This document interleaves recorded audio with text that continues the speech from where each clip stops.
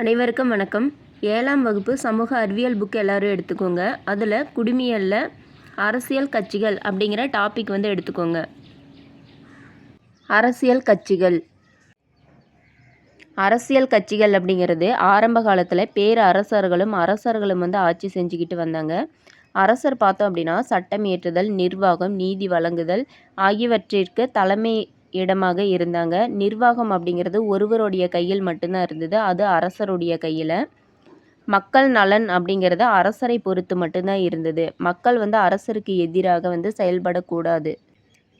அந்நிய நாடுகள் இந்தியாவை குடியேற்ற நாடுகளாக உருவாக்கின. அதாவது வெளிநாட்டில் இருக்கிறவங்க எல்லாருமே இந்தியாவை நோக்கி வந்துக்கிட்டு இருந்தாங்க. குடியேற்ற நாடுகள் அதுக்கப்புறம் சுதந்திர நாடுகளாக அறிவிக்கப்பட்டாங்க. 1950 இந்தியா மக்களாட்சி நாடானது. கட்சி முறை அப்படிங்கிறது நவீன கால தோன்றல். அரசியல் கட்சி அப்படிங்கிறது பார்த்தோம் அப்படின்னா ஒரு 3 குறிக்கோளில் குறிப்பிடுறாங்க. தலைவர்கள், செயல் உறுப்பினர்கள், தொண்டர்கள். அரசியல் கட்சியோட முக்கியத்துவம் என்ன அப்படின்னா அரசியல் கட்சிகள் மக்களாட்சியினோட முதுகெலும்பு அப்படின்னு சொல்லலாம்.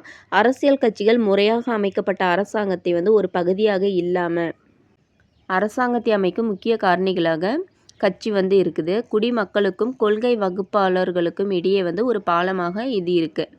அரசியல் கட்சிகள் எப்படி அங்கீகரிக்கப்படுறாங்க அப்படின்னா 5 ஆண்டுகள் அரசியலில் யாராவது ஒருத்தர் இருக்கணும். வேட்பாளர் குறைந்தபட்சம் 6% ஓட்டுகள் இறுதியாக நடைபெற்ற பொது தேர்தலில் அவங்க எடுத்திருக்கணும்.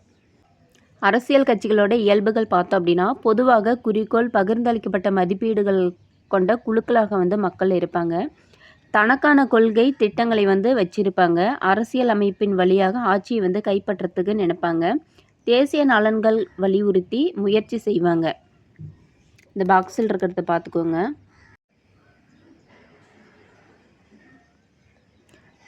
கட்சி முறைகளோட வகைகள் பார்த்தோம் அப்படின்னா 3 வகை. ஒரு கட்சி முறை, இரு கட்சி முறை, பல கட்சி முறை.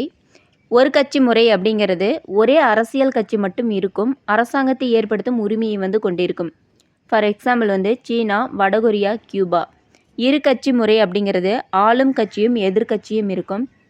பிரிட்டனில் பார்த்தோம் அப்படின்னா தொழிலாளர் கட்சி மற்றும் பழமைவாத கட்சி அப்படின்னு 2 கட்சிகள் இருக்கும். அமெரிக்க ஐக்கிய நாடுகள் குடியரசு கட்சி, ஜனநாயக கட்சி அப்படின்னு 2 கட்சிகள் இருக்கும். பல கட்சி முறையில் பார்த்தோம் அப்படின்னா 1 அல்லது 2க்கு மேற்பட்ட கட்சிகள் இருக்கும்.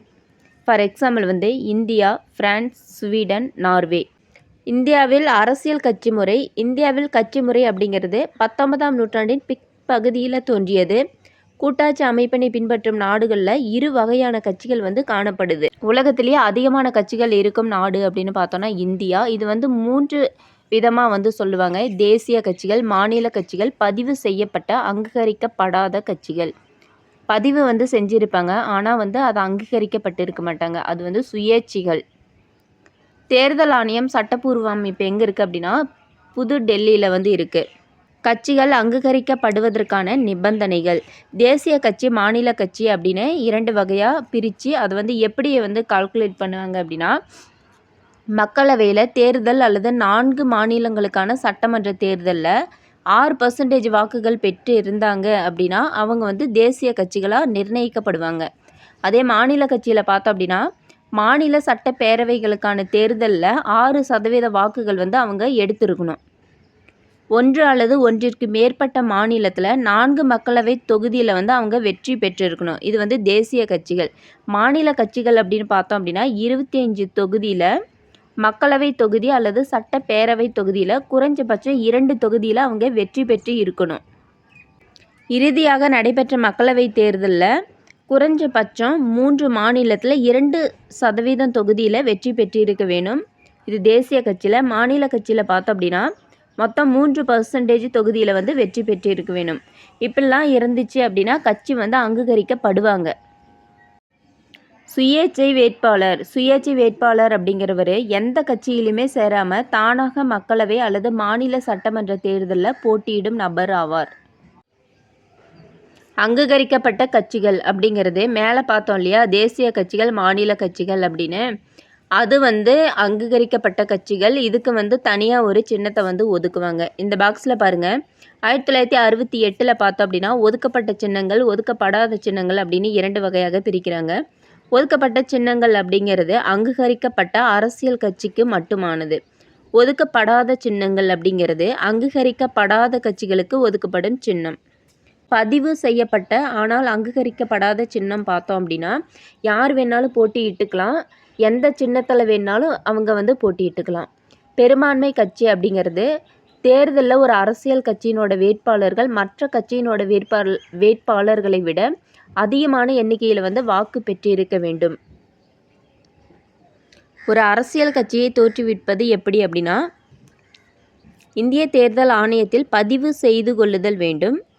செகண்ட் பார்த்தோம் அப்படின்னா குறைந்தபட்சம் 100 உறுப்பினர்கள் அவர்கள் ஒவ்வொரு வாக்காளர் அட்டையும் கொண்டிருக்கணும். மூன்றாவது பார்த்தோன்னா கட்சி அமைப்பு குறித்த ஆவணத்தை கொண்டிருக்க வேண்டும். சிறிய கட்சி அப்படிங்கிறது தேர்ந்தெடுக்கப்பட்ட வேட்பாளர்கள் எண்ணிக்கையில் குறைவான எண்ணிக்கை கொண்ட கட்சி தான் சிறிய கட்சி. எதிர்கட்சி அப்படிங்கிறது ஃபஸ்ட்டு ஒரு கட்சி அதிகப்படியான வாக்குகள் பெற்றிருக்கும். அதுக்கும் செகண்டாக வர கட்சி தான் எதிர்கட்சி. இது ஆளும் கட்சி மாதிரியே இதுக்கு நல்ல பவர் உண்டு. எதிர்கட்சியோட தலைவர் யாருன்னா கேபினட் அமைச்சர். கூட்டணி அரசாங்கம் அப்படிங்கிறது ஒரு கட்சி இருக்கும். அதில் 2-3 கட்சிகள் சேர்ந்து போட்டியிடுவாங்க. அதுதான் கூட்டணி அரசாங்கம். தேர்தல் சின்னங்கள் மற்றும் அவற்றோட முக்கியத்துவம். தேர்தல் சின்னம் அப்படிங்கிறது அரசியல் கட்சிக்கு வழங்கப்படும் அங்கீகரிக்கப்பட்ட சின்னம். இது பார்த்தோம் அப்படின்னா விலங்குகளோட சின்னம் அதிகமாக கொடுக்க மாட்டாங்க. யானை மற்றும் சிங்கம் இந்த சின்னங்கள் மட்டும்தான் இப்போ இருக்குது. மாநில கட்சிகளுக்கு அந்த குறிப்பிட்ட மாநிலத்தில் பயன்படுத்துவதற்கு ஏதுவாக ஒரு சின்னம் கொடுப்பாங்க. இந்த சின்னத்தை வேறு எந்த ஒரு மாநிலத்திலையும் பயன்படுத்த இயலாது. ஆனால் பல்வேறு மாநிலத்தில் உள்ள சின்னங்கள் தங்களது மாநிலங்களில் இதே போன்ற சின்னத்தை பயன்படுத்தலாம். ஃபார் எக்ஸாம்பிள் மகாராஷ்டிராவில் சிவசேனை கட்சி, ஜார்க்கண்ட் மாநிலத்தில் ஜார்க்கண்ட் முக்தி மோர்ச்சா வில் மற்றும் அம்பு சின்னத்தை பயன்படுத்துகிறாங்க. தேசிய கட்சி, பிராந்திய மாநில கட்சி. தேசிய கட்சி அப்படிங்கிறது இந்தியா முழுவதும் நடைபெறும் தேர்தலில் போட்டியிடும் அரசியல் கட்சி. அதே மாநில கட்சி அப்படிங்கிறது மாநிலத்திற்குள் நடைபெறும் பல்வேறு தேர்தல்களில் போட்டியிடும் அரசியல் கட்சி. தேசிய கட்சி குறைந்தபட்சம் 4 மாநிலங்களின் வலிமை உடையதாக இருக்கணும். மாநில கட்சியில் பார்த்தோம் அப்படின்னா 1 அல்லது 2 மாநிலங்களில் வலிமை கொண்டதாக இருக்கணும். தேசிய கட்சியில் தனக்கான பிரத்யேகமான சின்னத்தை நாடு முழுவதும் கொண்டிருக்கும். அதே மாநில கட்சியில் பார்த்தோம் அப்படின்னா அங்கீகரிக்கப்பட்ட ஒரு சின்னம் ஒதுக்கீடு செய்யப்பட்டிருக்கும். ஆனால் மாநிலத்தில் இத்தகைய சின்னம் வேறு மாநிலத்தில் உள்ள கட்சிக்கு ஒதுக்கீடு செய்யப்படலாம். தேசிய கட்சியில் பார்த்தோம் அப்படின்னா மாநில, தேசிய மற்றும் சர்வதேச விவகாரங்களை தீர்த்து வைக்கிறது. மாநில கட்சியில் பார்த்தோம் அப்படின்னா பிராந்திய மற்றும் மாநில நலன்களை வலியுறுத்துகிறது. நினைவில் கொள்க. இது நீங்கள் படிச்சுக்கோங்க. இதோட இந்த லெசன் முடிஞ்சுது. இந்த வீடியோவை பார்த்துக்கிட்டு இருக்கிற அனைவரும் நம்ம வீடியோவை சப்ஸ்கிரைப் பண்ணிக்கோங்க, லைக் பண்ணிக்கோங்க, பக்கத்தில் இருக்கிற பெல் ஐக்கானை கிளிக் பண்ணிக்கோங்க.